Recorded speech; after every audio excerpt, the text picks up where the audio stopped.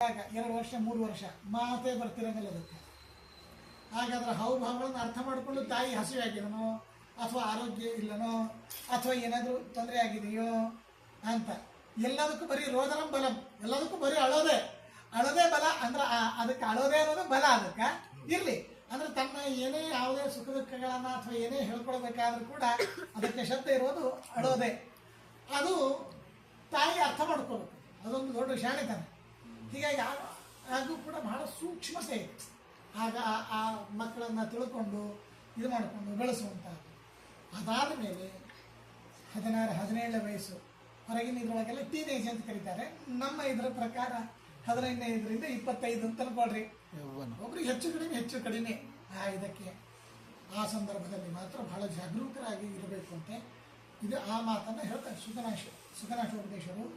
ಹೀಗೆಲ್ಲ ನಿಜವಾಗ್ಲೂ ಜ್ಞಾನಕ್ಕೆ ಮುಗೀತು ಅನ್ನೋ ಪ್ರಸಂಗ ಇಲ್ಲೇ ಇಲ್ಲ, ಮುಗೀತು ಅಂತ ಅನ್ನೋ ಪ್ರಸಂಗ ಇಲ್ಲ ನೋಡ್ರಿ. ಅಂಥದ್ದು ಅಂದರೆ ಹನುಮಂತ ದೇವರು ಲಂಕಾಪಟ್ಟಣಕ್ಕೆ ಹೋಗಿ ಬಂದು ಆ ಚುಡಾವಣೆಯನ್ನು ತಂದುಕೊಟ್ಟ, ಸೀತಾದೇವಿಯ ಆ ಚುಡಾವಣೆಯನ್ನು ತಂದುಕೊಟ್ಟಾಗ ಏನಪ್ಪ ಏನು ಬೇಕು ಅಂತ ಕೇಳಿದ್ರೆ ಏನು ಹೇಳ್ತಾರೆ ಹನುಮಂತ ದೇವರು? ಯಾವುದು ಬೇಡಪ್ಪ, ಕ್ಷಣೆ ಜ್ಞಾನ ಭಕ್ತಿ ಪ್ರವರ್ಧತ, ಜ್ಞಾನ ಬೆಳೀಲಿ ಭಕ್ತಿ ಬೆಳೀಲಿ ಅಂತ ಹನುಮಂತ ದೇವರು ಅಲ್ರಿ.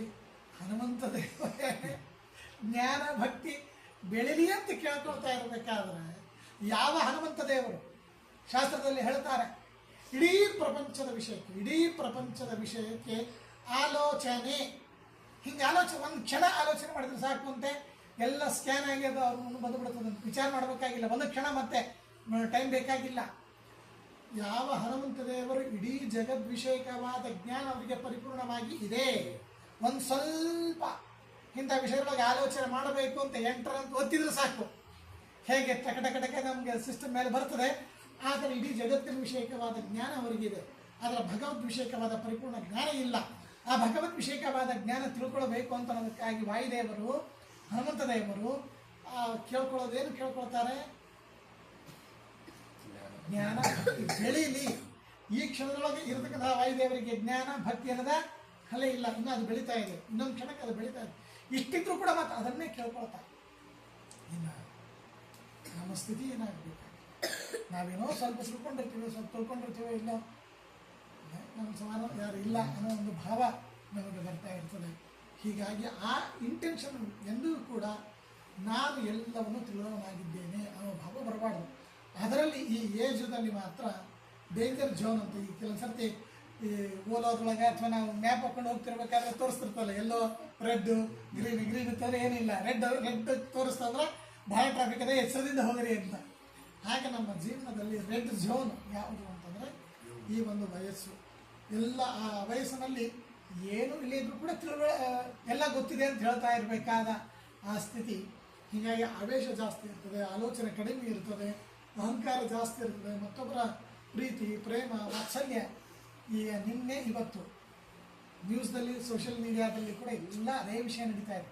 ಯಾವುದೇ ಚಾನಲ್ ಓಪನ್ ಮಾಡಿದ್ರು ಕೂಡ 18-19 ವರ್ಷದ ಯುವಕ ಮಹಾರಾಷ್ಟ್ರದಲ್ಲಿ ನಡೆದಿರ್ತಕ್ಕಂಥದ್ದು. ಒಂದು ಆ್ಯಪಲ್ ಫೋನ್ ತಂದೆ ತಾಯಿಗೆ ಗೊತ್ತಿಲ್ಲದೇನೆ ಆ್ಯಪಲ್ ಫೋನ್ ತಾನು EMI ಮೇಲೆ ತೊಗೊಂಡಿರ್ತಾನೆ, 1 ತಿಂಗಳು 2 ತಿಂಗಳು ಕಟ್ಟುತ್ತಾನೆ, 3 ತಿಂಗಳು ಕಟ್ಟಲಿಕ್ಕೆ ಆಗಲ್ಲ. ತಂದೆ ಮುಂದೆ ಹೇಳಿದಾಗ ತಂದೆಗೆ ಸಿಕ್ಕಾಬಿಟ್ಟು ಬೈತಾನಂತೆ. ಪಾಪ ಅವನು ಟ್ಯಾಕ್ಸಿ ಡ್ರೈವರ್ ಅಂದರೆ ಕ್ಯಾಬ್ ಡ್ರೈವರ್ ಅಂತ. ಅವರಿಗೆ ಆ ಸಂಸಾರ ಪೋಷಣೆ ಮಾಡೋದು ಅವ್ರಿಗೆ ಬಹಳ ಕಷ್ಟ ಇರ್ತದೆ.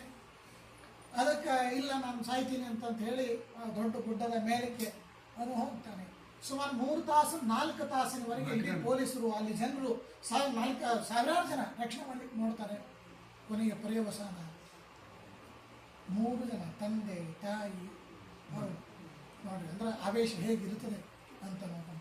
ಹೀಗಾಗಿ ಬಹಳ ಡೇಂಜರ್ ಜೀವನ. ಅದಕ್ಕಾಗಿ ಶಾಸ್ತ್ರದಲ್ಲಿ ನಾವು ಉಪದೇಶ ಮಾಡ್ತಾ ಇರಬೇಕಾದ್ರೆ ಎಚ್ಚರದಿಂದ ಇರ್ರಿ ಅನ್ನೋ ಮಾತನ್ನು ಹೇಳ್ತಿರ್ತಾರೆ. ಹೀಗಾಗಿ ಆದರೆ ಒಂದು ಶಾಸ್ತ್ರ ಒಂದು ಮಾತನ್ನು ಹೇಳ್ತದೆ, ಆದರೆ ಯಾರೊಬ್ರು ಈ ಥರ ಆಗ್ತಾರೆ ಅಂತಂದ ಮಾತ್ರಕ್ಕೆ ನಿಮ್ಮ ಪ್ರಾಣವನ್ನು ನೀವು ಕಳ್ಕೊಬೇಡ್ರಿ. ನೋಡ್ರಿ ಶಾಸ್ತ್ರ ಎಷ್ಟು ಅದ್ಭುತವಾಗಿರ್ತಕ್ಕಂಥ ಮಾತು ಅಂದ್ರೆ ನಮ್ಮ ಮಕ್ಕಳೇ ಇಲ್ಲ ಅಂತರಂಗಿಲ್ಲ, ನಮ್ಗೆ ಬಹಳ ಬೇಕಾದವ್ರೆ, ಆದರೆ ಅವರು ಪ್ರಾಣ ಬಿಡ್ತಾ ಇದ್ದಾರೆ ಅಂತಂದ ಮಾತ್ರಕ್ಕೆ ನಾವು ಪ್ರಾಣ ಬಿಡಬಾರ್ದು ಅಂತ. ಪ್ರೀತಿ ಬೇರೆ, ಕರ್ತವ್ಯ ಪ್ರಜ್ಞೆ ಬೇರೆ. ಇದು ಭಾಗವತ ಮತ್ತು ಶಾಸ್ತ್ರ ನಮಗೆ ಮೇಲಿನ ಮೇಲೆ ಎಷ್ಟೇ ನಮ್ಮ ಮಗನಾಗಿದ್ದರೂ ಕೂಡ ನಾವು ಹೇಳಿದ ಮಾತು